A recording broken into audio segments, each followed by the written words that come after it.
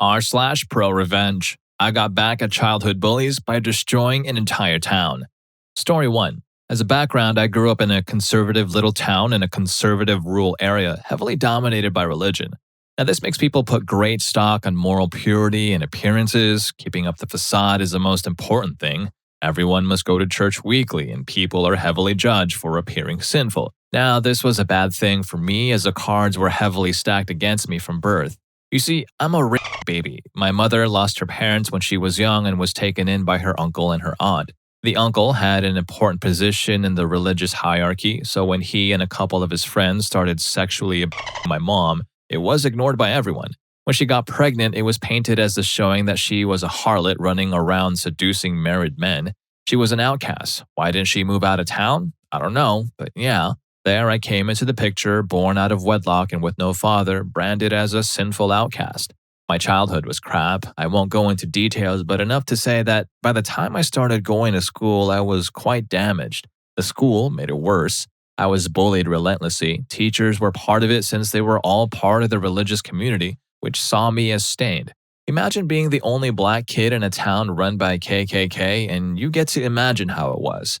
So yeah, in school I became that trench coat kid or its local cultural equivalent. I became weird and hostile on purpose to turn people off. People were casting me into the mold of being damaged and stained, so yeah, I took it and turned it into something to protect myself with. Now, despite all this opposition, I managed to graduate with decent grades. A distant aunt, my only relative, helped me get into a college in an actual city. She was the black sheep of the family and saw herself in me, maybe? Around this time, my mother drank herself to death. Can't blame her for it. She had a life insurance policy that helped me study. City life liberated me. I went into therapy and managed to treat the wounds that the town had sliced into me.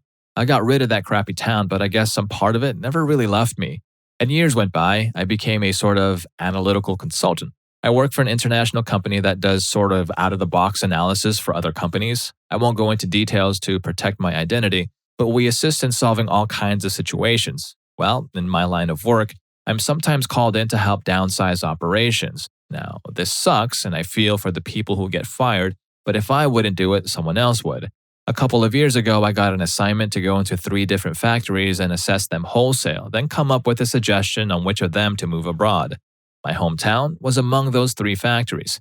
You see, the crappy town I grew up in was one of those one smokestack towns, as we say in my country. There was one factory and some agriculture. Everyone worked in those jobs, like 60% of people in the factory. The rest of the economy rolled around supporting the factory and the people working there. Most of the people there were looking forward to nothing but a job at the factory after getting out of school. The religious community running the town ran the factory as well. The big shots in the community tended to be bosses in the factory. This meant that the factory wasn't run that well. Promotions were based on holiness, not on merit or skill. So the trip back to my hometown was glorious. A lot of people didn't recognize me at first. The chubby outcast had become outwards just another corporate drone. I inspected all the paperwork, listened to all their speeches and lies, and audited the process. In the process, I dropped hints, and finally, they got who I was. The factory people threw a party for me, for old time's sake. Many of my old school buddies were there. We remembered fake good times together. I threw a shadow on every part by pulling up some certain event of bullying I had endured, just to see the atmosphere turn awkward. Then I laughed at it like it was always a joke and I had grown out of it. Instead, I was seething with hatred and enjoying this all. I really loved seeing their faces, seeing what they had become because, screw it, I was going to take it all away from them. In the end, they seemed relieved, believing that they were lucky it was me doing the audit and that the hometown boy would protect them. After my visit, lasting a couple of days, was over, I cruised around the town in my rented car just to see how the people lived and to remember what it was like. My state of mind was something close to sexual arousal. I had never understood why people pursue positions of power, but yeah, now I get it. The rest is, as they say, history. I wrote a really scathing report documenting every little flaw and mistake ever done in the town plant. I didn't need to lie or fabricate. I simply took things that existed and polished them till they looked even worse than they were. The factory was shut down. In the following 3 years, the town died. No business venture ever came to replace it. Drug use and alcohol use spiked, as did crime and domestic violence. Lives fell apart. Families fell apart. They still haven't recovered, save for a few brighter souls who moved away. I still stalk them on social media sometimes, enjoying how their lives are and how they all finally got to pay for what they did to me and my mom. I don't feel a slight bit of remorse. If I could do it all again, I would, only I'd first make it so I could be present to watch when they received the news about the factory being shut down. Hell, in my fantasy version of the events, I'd stay in town for a year just to see everyone fall apart. In reality, I will only go back there once. When my uncle finally dies, I'm going to go and piss on his grave. Story 2. R/Prorevenge. Mock my mother's death? I will bankrupt you. My now ex-wife, Kate, and I moved to an apartment in 2010. The house as a whole was a renovated townhouse split between two sides with 2 apartments on the bottom and 2 apartments upstairs addresses, ending in 126 and 128 accordingly.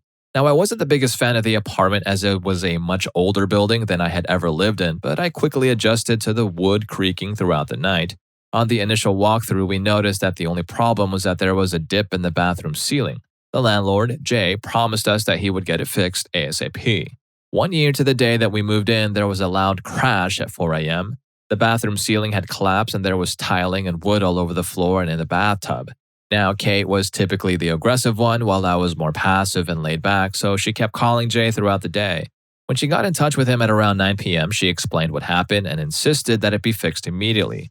Jay rebuffed, yelling that his girlfriend was a lawyer and he didn't need to do anything. Now, this is where I got mad. I went outside to have a cigarette and to calm myself. I feigned a relaxed demeanor, and at first, he began trying to talk to me as a bro and kept saying, "Dude, I'm going to get someone out there, but it's going to take a few weeks." So when he couldn't sway me that way, he began yelling about his girlfriend and her knowing the law.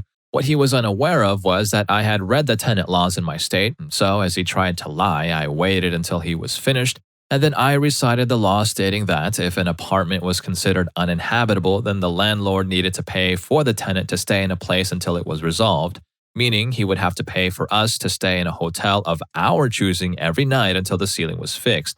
He tried to say that our upstairs neighbor Phil was a supervisor, but he wasn't sure if he could get him down there that night.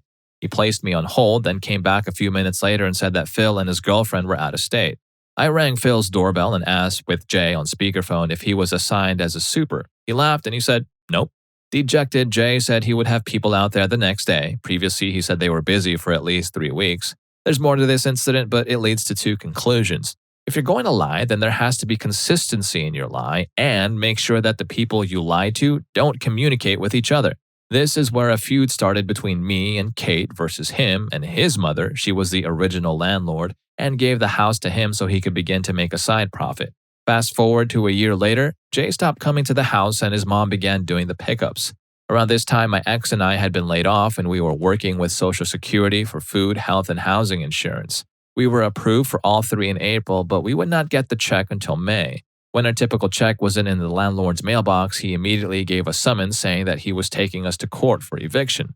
The day we went to court, he had no lawyer, and going before the judge, here's the summation, or rather a non-verbatim account of how the case went. Judge: does the defense have the means to pay within 90 days of non-payment? Us: yes, Your Honor. Hands over paperwork showing that he will be reimbursed for April and May. Judge: I see no problem. They are breaking no laws. Why are we here? Jay: well, Your Honor, they've been bullying. Judge: I don't care unless they are breaking a law, then this case is dismissed. Suffice it to say, Jay and his mother were not happy. Around this time in my life, things were tumultuous. My mother, who had been battling lung cancer for 4.5 years, succumbed to it in June. This happened at roughly the same time his mom came knocking, looking for payment. I explained that I would leave the check in the mailbox when we got back from the funeral home and to please just respect my right to mourn. She took her fingers and began rubbing them together, pretending to play the world's smallest violin. I will never forget what she said next. "Oh, my mommy just died. Woe is me. She probably had it coming. I don't care if your entire family is dead. I want my money." She smiled, smugly proud of what she had just said. I saw red and my heart jumped into my throat. I went, grabbed the check, and handed it to her in absolute shock that anyone would say something so messed up.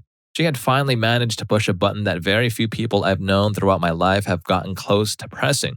I went into rage mode, but not in the way that you would expect. The revenge. We were always told that if a health inspector came by to not open the door. I waited until August since that was the month before the lease was going to run out, and we knew they would not extend a renewal. I walked up the block to the town hall to ask for a health inspection of our property. It was scheduled for several days later. Now, it's important to know several things. I was friends with all of the tenants. Phil had moved out with his fiance, but the new tenant was a really cool girl around my age named Danny. Tom and Hannah on the other side of the downstairs floor had moved out in July, and Jay was still looking to fill it. The only one who wanted to stay out of this was Rose in the upper right apartment. I had gotten permission and her spare key so I could let the inspector in Danny's apartment, and I knew that I could use the back staircase on the right to let him in on Tom's now vacant apartment. I also knew that Danny was moving out in September, a month after Kate and myself. So the inspector came and it was glorious. He checked the exterior of the house first, noting that wires were exposed and that there was an old empty dryer along with other odd clutter in the backyard. I brought him inside the shared entrance and as I was counting on it, he noticed that the last inspection dated back to 1994, 18 whole years. This meant that for each year he did not have an inspection, there would be appropriate fines. For our apartment, we had black mold growing in our bathroom and the bubble in the ceiling had begun to regrow to problematic proportions. Upstairs, Danny's apartment was suffering from leaks in the ceiling and it looked like her bathroom ceiling was also on the brink of collapsing. We then went to the basement. The boiler was on the verge of exploding. There were flammable items along with gasoline and a pack of matches sitting right beside it. Two things that I did not know were the fire door that separated the two sides did not close all the way, rendering it moot. To be honest, I had never heard of a fire door until that day. On the right, 128 portions basement side, there was a toilet that had blown up. It had coated the surrounding walls and the leakage prevented us from going up to the floor via the right side. The entire time, the inspector was photographing and writing constantly. We stepped outside and he said he needed to come back. When I asked why, he said he had run out of space to write down all of the infractions. He had filled the front and had written an entire page on the back portion. I kindly and coyly asked, well, how much will it cost right now? He scratched his head and said, maybe around 20 to 30K from what I can see, but it's probably going to be higher as this house was never licensed to be split into apartments. I thanked him and he was going to come back with the county inspector. We were gone when that took place though. I did ask him to send me a copy with the list of violations to my new address. So we moved out at the end of August, but I got the updates from Rose. Because he was the current owner, he owed all current fines and no one knew could not move into the empty apartment until everything was up to code. Because 3 out of 4 were vacant, he was losing around $4,500 in potential rent. He handed the property back to his mother and had to file for bankruptcy. Now here's the thing, every time an old tenant left and a new one was coming in, an inspection was supposed to be done. Now that all of the financial burdens fell on her, they looked into the records and she was fined for each time she had broken that rule, $750 per. By the end of the year, Rose had moved out, so the place was hemorrhaging money. I sat back, proud of what I'd done and left it be. No, screw that. I wasn't close to done yet. I felt like I had destroyed Jay, but my real target had always been his mom. I learned that she had 8 properties throughout 3 towns in my county. I went to each one, spoke to the tenants and said I was a concerned tenant from another property and asked if they had any problems with their apartments. Every person I asked described the apartment as very poor to intolerable levels and that the mom was effectively a slumlord. She would ignore problems unless someone turned to litigations. She was threatened that they would summon the inspector or, more often than not, the people would move out. She'd refuse their deposit and sink those into cosmetic repairs so that the apartment looked nicely furnished. People rarely fought back because she knew that the occupants were of upper-lower middle-class minorities.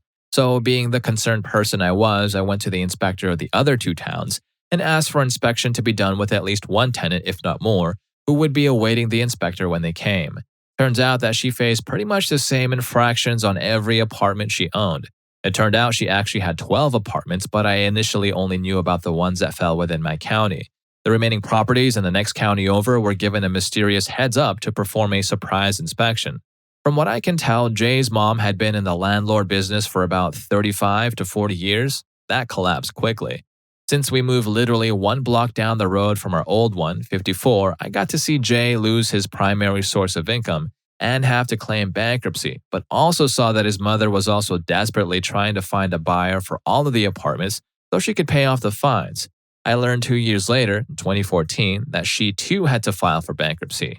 Jay and his mother camped out in front of our next apartment 2 days in October of 2013 before she filed for bankruptcy, I'm guessing to scream at me and or Kate.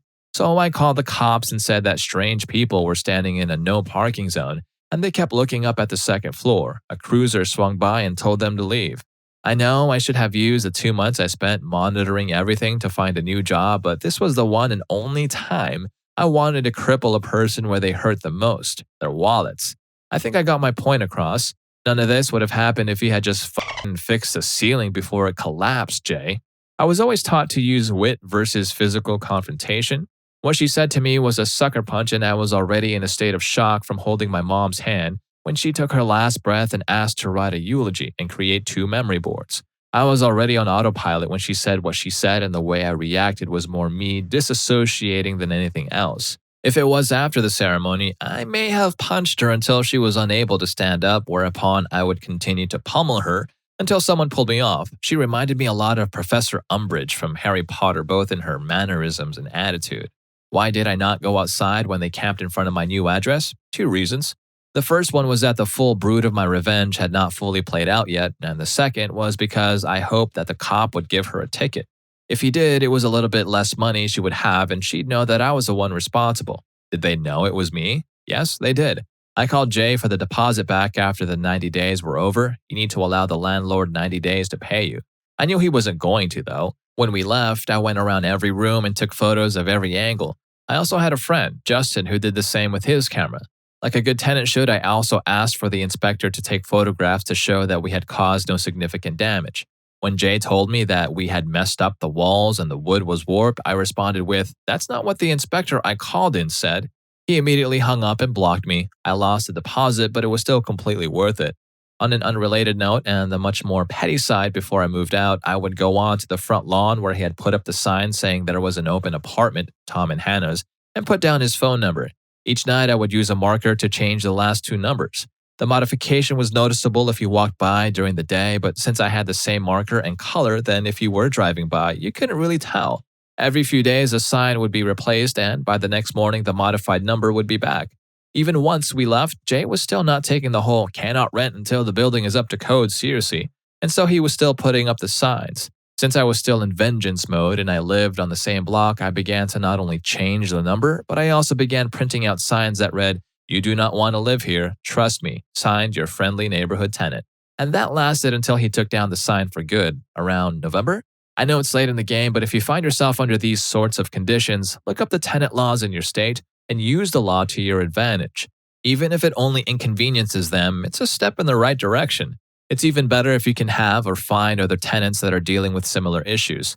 Slumlords get away with this stuff a lot of the time, and they do so because they believe that people are ignorant of their rights. It's what happened to me at first, but I took the time to look up and study the law.